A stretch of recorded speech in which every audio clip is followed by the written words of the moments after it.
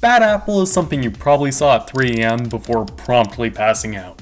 It is the answer to what happens when the internet hive mind grabs a hold of something and never lets go. In the vast universe we live in, there is only one absolute. If it exists, there will be a Bad Apple version of it. But why? What is Bad Apple? And why do people keep making so many edits of it? Well, my dear viewer, that is what I'll answer today as I go through the origins and life cycle of this bizarre and interesting song. Bad Apple started its life as a background track in Lotus Land Story in 1998, a bullet hell extravaganza featuring a collection of Touhou characters and chiptune background music. Chiptune music is that crap that plays in a lot of old games like Sonic, Mega Man, and a few other important old games. This is where the music is saved as instructions in the game files instead of an actual file, so it saves space. This is where that good old metallic clang comes from. And this is where Bad Apple comes from. But it was not a glamorous start for the young song as it lacked even a single lyric. This version of the song is almost completely different from what we see today, but the bones were still in place, with the beats and melodies remaining unchanged for some key parts of the song. The next stop on our grand journey shall be the 4th Reistase Convention of May 20th, 2007, a glorious event where the tracks from the Touhou project games were remastered into a brand spanking new album. Funnily enough, Bad Apple was the only track given lyrics. Not any of the other 9 songs, including the album's namesake Lovelight, got this type of favoritism. But who really cares about that when one of the new songs now has lyrics, right? In fact, this song was even stranger given that its new lyrics had to deal with apathy and depression. Fun times. This tended to resonate with the audience, or maybe they just like the funny sounds, who knows. But one thing is for certain, Bad Apple had outgrown the Lovelight album in its own popularity, gaining fans of its very own. But how did we get from this, a relatively small video game song with a burgeoning community, to the internationally recognizable meme that everyone and their dead mother knows about today? June 8th, 2008, a Nico Nico user by the name of Moo posted a storyboard of the modern Bad Apple video in time with the music and requested for someone to animate it all in glorious MS Paint quality. This sort of blew up, with about 1 million views on Nico Nico alone and getting a ton of different artists to take up the challenge as the whole thing became a small meme.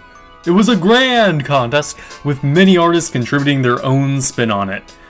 Many different versions of the animation would come out during this time, including the ones shot on screen, and even a few would become popular in their own right, but only one would ever become truly iconic. This brilliant work of art was a group effort led by the user Nira, as they would make the definitive Bad Apple animation using the shadow art style to capture the original storyboard's vision in a mesmerizing fashion.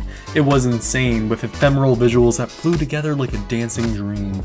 On Nico Nico, this would go viral and collect over 29 million views, before then garnering over 61 million views on the re-upload to YouTube.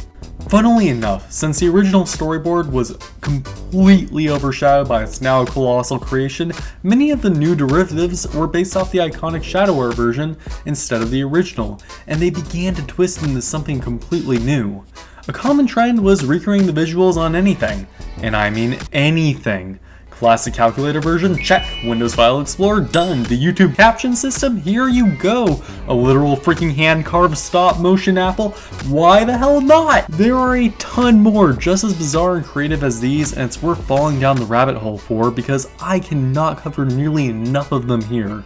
It's a maddening menagerie filled to the brim with all the artistic brilliance you could ever wish for, though you might end up going a little bit insane. I know I did. Well, that was a lot, but I'm certain there's nothing left for me to cover. Alright, the demo scene. Imagine, it's the mid-2010s, there's a new pope, the Doge meme is new, and the demo scene discovers Bad Apple.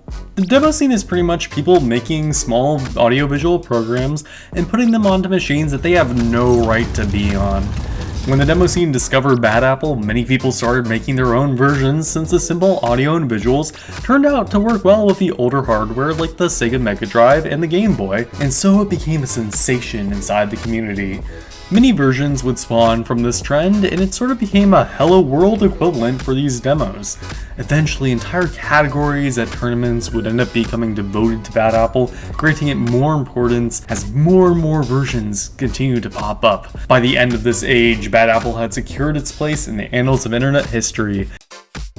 Really, Bad Apple is a bizarre case of something that just never really stopped blowing up for decades as it broke its way into community after community, and it became a global sensation that may have many forms yet to take.